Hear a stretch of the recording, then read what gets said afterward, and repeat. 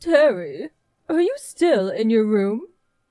If you've got time to bang away on the PC, why don't you at least go down to the unemployment office and look for work? Come on, Terry. At least give me a reply. What is it, Mom? Can't you just talk to me directly? Why use the line? We're in the same house, for God's sakes.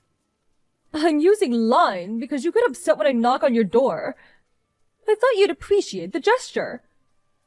To be honest, I wish you would just stop messaging me with useless comments. Besides, I'm really busy with this deadline. I need to focus on this. Deadline? For what? Probably something about a game event, right? No, nothing like that. I can't believe you. You quit your job all of a sudden without a word, and since then you're stuck in your room. I thought I explained it all to you 100 times. While working, I won an award for the book I wrote, and now I'm working on a new novel. I've come far enough that I'm confident I can make a living as a novelist. I got so busy with the writing that I made the decision to resign and put my full effort into writing. I showed you the book that I published, right? Yes, but the name on it was different. That's just a pseudonym, a pen name. Yes, well, you certainly got an imagination. But you really shouldn't perceive your hobby as actual work. As I said, it was a hobby before, but now it's work. How many times do I have to keep repeating myself? And as proof of that, after I resigned, I never once missed paying my fair share of the expenses. You're probably just taking it out on your retirement pay. So, you had better get a real job before all that runs dry. That's why I keep... I don't want to hear any more of your excuses. Yeah, right. Like I said, I have a deadline. Leave me alone. I really need to focus. I'll give you a time limit of 1 month. If you don't listen, well, I have some ideas of my own. You do understand, right?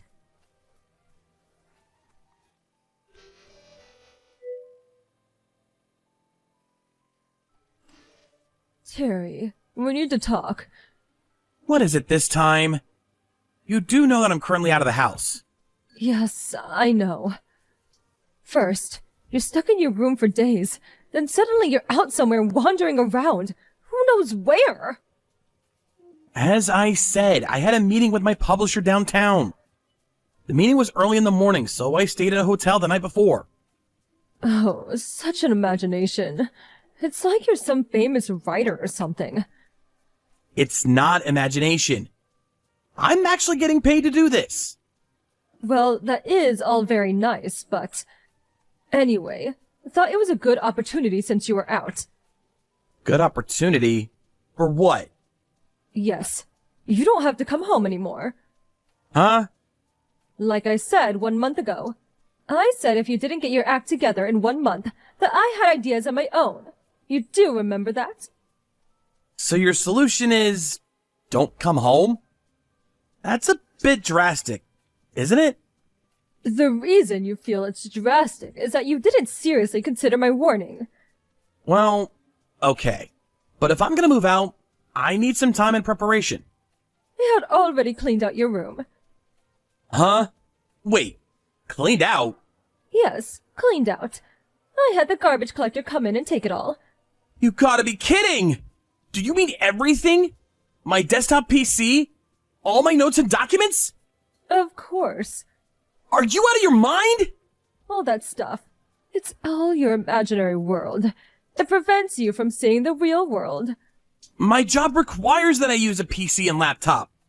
There were countless files and documents for my latest novel in there. How could you? I wish you would have a little consideration for your mother. Having to go along with all of your delusions. Are you saying I'm delusional? Anyway, I changed the lock on the door, so even if you come back, I won't let you in. Is this all just you? No, Father feels the same way. He said you're over 30.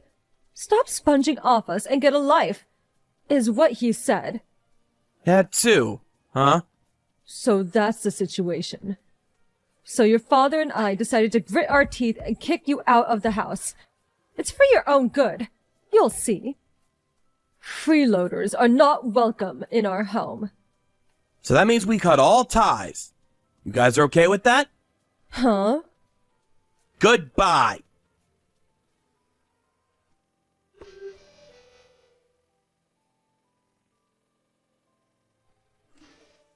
Miss Sawyer, are you good to talk? Yes, Terry, good evening. Thanks for coming to the meeting this morning. Do you think you can make the deadline for the novel? Yeah, that's the problem. Something the matter? Kind of embarrassing, but I just got kicked out of the house. OMG, seriously? This is probably the first time telling you, but my folks were against me quitting my job and becoming a novelist. Good grief, I had no idea. I kept explaining it to them, but they think I'm imagining it all. Get a real job or get out. That was the ultimatum. While I was out, they took all the stuff in my room, including my desktop PC and all my notes and documents, and threw them out. That's awful. How could they? Oh, don't worry. I have all the current documents on my laptop, which I have with me. Luckily. Oh, that's a relief anyway. But Terry, that means you have no place to live. Yeah, well, I'll stay at a hotel tonight. Then I'll have to start looking for an apartment somewhere. I'm also gonna have to get all kinds of household goods. Kitchen stuff, bed, everything. Okay, I understand. Let's keep all that in mind and schedule things accordingly. I'm really sorry for all this. Such an inconvenience. Oh, and one more thing. Yes? We're approaching the publication of your new book, so why don't we arrange a book signing tour? Huh? A book signing tour? A good opportunity for your fans to see and get to know you. Maybe also be a good chance for your folks to actually see what you're doing. Oh, okay, I get it. And I'll put some effort into getting your folks to come around. If your book sells, well, eventually, they will get a wind of it. It's all in timing. Yeah, guess you're right. But first off, we need to find you a place to live. If you don't mind living somewhere near the office, I can talk to the real estate agent nearby. We know them quite well. That would be great. I just hope it's not a burden. No burden. Anyway, get some rest tonight and we'll talk again tomorrow. Yes. Thank you so much.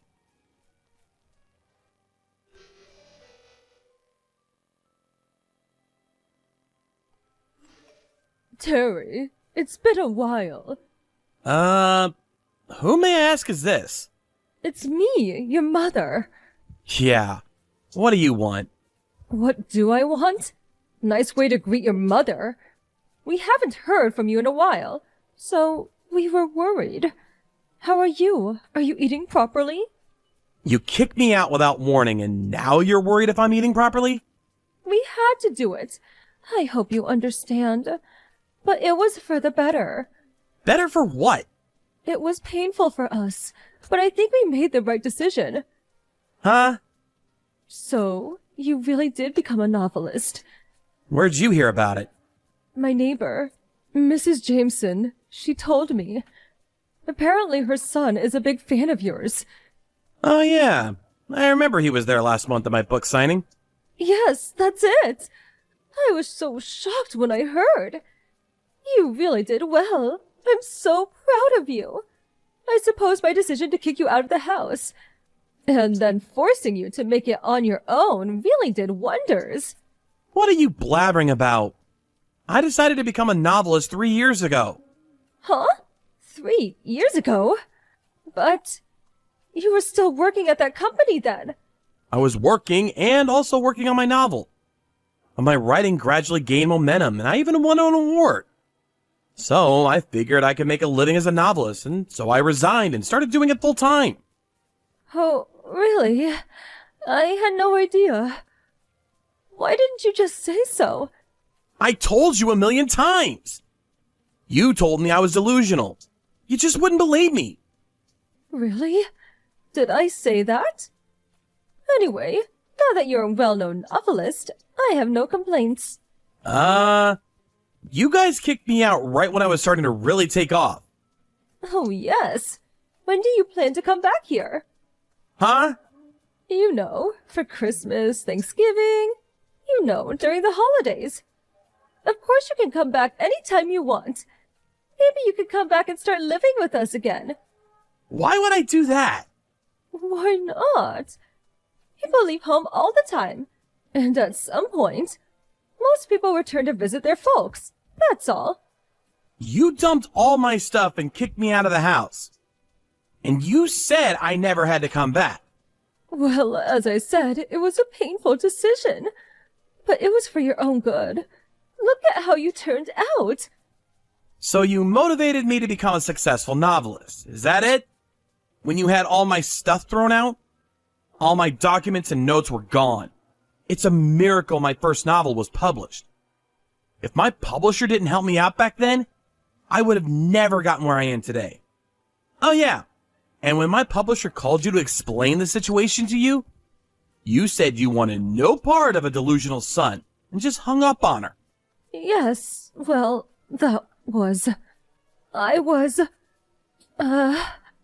I provided an opportunity for the book signing. Book signing? When I heard that you became a successful novelist, I was elated. I told all of my neighbors and friends about the wonderful son I had. Huh? Your father told all his colleagues at work, too. Well, then everyone suddenly asked us to get your autograph. I have a total request of about 50. 50 autographs? You have a lot of fans. Awesome, isn't it? So that's the situation. Could you have 50 signed and ready by this weekend? Or even better, autographed books. I don't recall ever giving you permission to solicit fans. Huh? Do you know how selfish that sounds? But it's only 50 autographs. Pretty easy to do in one sitting. It's not about the numbers, but that's actually a lot, you know. Besides, my publisher advised me against sending out autographs at random. It devalues my name. But, you know, it's a request from your family. Family? You never even listened to me, or much less believed in me. Treated me as if I were a burden on the family. Well, as I said, it was painful. On top of that, you threw my stuff out without a second thought. Family? I finally thought you believed in me. And you go out and blab as if I was your precious son. Gather requests for my autograph? And you call yourself my family? Give me a frickin' break! Terry, son. Please, don't call me family or your son only when it suits you. But I already told everyone I would get your autograph. Just tell them I refused. Huh? Just tell everyone that you never believed that I would amount to anything. Threw all my stuff out in the trash. And that you kicked me out of the house. I can't say that. Anyway, that's all I gotta say. Please, don't contact me again.